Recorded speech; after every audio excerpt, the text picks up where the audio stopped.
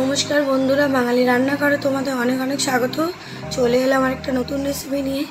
আজকে আমি বানাবো ডিম আলুতে ডিমের কারি। এই রেসিপিটা খুবই সহজ একটা রেসিপি, কিন্তু খেতে দুর্দান্ত স্বাদ হয়। চিকেনের রেসিপিকেও হার মানাবে যদি এরকমভাবে ডিমের কারি বানাও।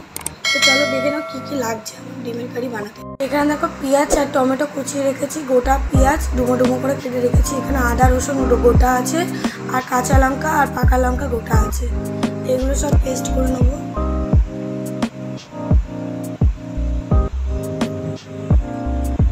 দেখো পেস্ট হয়ে গেছে। আমি এবার ডিমগুলো মাঝখান থেকে চিড়ে নিচ্ছি এরকম করে, কেন ডিম ফেটে যায় অনেক সময় ভাজতে গেলে। তো এবার নুন হলুদ দিয়ে আমি ডিমটা ভেজে নেব।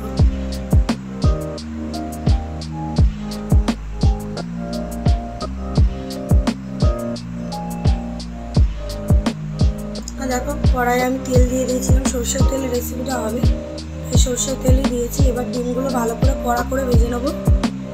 দেখো ডিমগুলো আমি একদম লাল লাল করে ভেজে নিয়েছি, এবার তুলে নিচ্ছি। এবার আলুটা আমি সিদ্ধ করে রেখেছিলাম এখানে, এবার নুন হলুদ মাখিয়ে নিচ্ছি আর একটু লঙ্কার গুঁড়ো মাখিয়ে নিচ্ছি। আলুটাও ভালো করে লাল লাল করে ভেজে নেবো। এবার ওই ডিম ভাজার তেলের মধ্যে আলুটা দিয়ে দিলাম। দেখো আলুটাও আমার লাল লাল করে ভাজা হয়ে গেছে, এবার তুলে নেবো। ডিম আলুটা ভালো করে ভাজতে হবে, তবেই তরকারিটা টেস্ট হবে। দেখো ভাজা হয়ে গেছে। এবার আমি আবার কড়াই তেল দিয়ে দিয়েছিলাম, এর মধ্যে আমি তেজপাতা দিয়ে দিয়েছি দুটো এলাচ, দুটো লবঙ্গ আর দুটো দারচিনি। এর মধ্যে কোচানো পেঁয়াজ দিয়ে দিয়েছি। এখানে আমি একটা পেঁয়াজ কোচানো দিয়েছি, বড় সাইজের, বেশি দিইনি পেঁয়াজ। এবার আমি এই পেস্টটা দিয়ে দিলাম। এখানে আমি কাঁচা আর পাকা লঙ্কাটা দিয়েছিলাম বলে কালারটা লাল লাল হয়ে আছে। কাঁচা পাকা লঙ্কাটা দিলে টেস্টটা বেশি ভালো হয়। তো দেখো মশলাগুলো আমার ভালো মতন কষে গেছে। এবার আমি কোচানো টমেটো দিয়ে দিলাম। এখানে আমি একটা ছোটো সাইজের টমেটো দিয়েছি, বড় দিলে টমেটো বড় দিলে আবার টক হয়ে যাবে তরকারি। নুন দিয়ে দিচ্ছি স্বাদ মতন, 1.5 চামচ নুন দিয়েছি, তোমাদের স্বাদ মতন দেবে। হলুদ গুঁড়ো দিয়ে দিলাম 1 চামচ, লঙ্কার গুঁড়ো দিয়ে দিচ্ছি এখানে 1 চামচ। এবার আমি ধনের গুঁড়ো দিয়ে দিলাম 1 চামচ। আর এখানে আমি ভাজা মশলা দিচ্ছি, এটা ঘরে ভাজা মশলা। এই ভাজা মশলাটা দেখতে চাইলে আমার চ্যানেলে দেওয়া আছে, দেখতে পারো। এখানে গোটা ধনে, গোটা জিরে, শুকনো লঙ্কা আরও অনেক কিছু দিয়ে ভাজা মশলা করে রেখেছিলাম। তো দেখো মশলাটা পুড়ে যাতে না যায়, ওই জন্য অল্প একটু জল দিয়ে কষিয়ে নেবো। মিডিয়াম ফ্লেমে কষিয়েছি মশলাটা আমি ভালো মতন।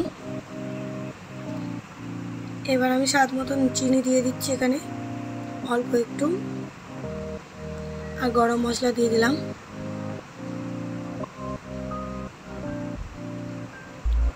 মশলাটা কষে গেছে, এবার আমি আলুগুলো দিয়ে দিলাম, একটু নাড়ি চাড়ি নেবো।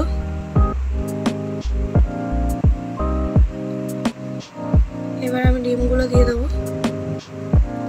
আলু আর ডিমটা দিয়ে ভালো করে নাড়ি চাড়ি তারপরে জলটা দেবে, তাহলে টেস্টটা আরও ভালো হবে।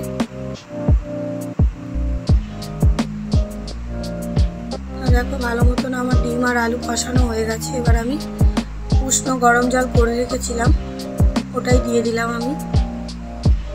তরকারিতে উষ্ণ গরম জলটা দিলে টেস্টটা ভালো হয়। দেখো আমি বেশি জল দিইনি, অল্পই জল দিয়েছি, মাখা মাখা রাখবো হালকা।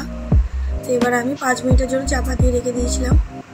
5 মিনিট হয়ে গেছে, ঝোলটা আমার ফুটে গেছে অনেকটাই, আর গ্রেভিটাও গাঢ় হয়ে গেছে। দেখো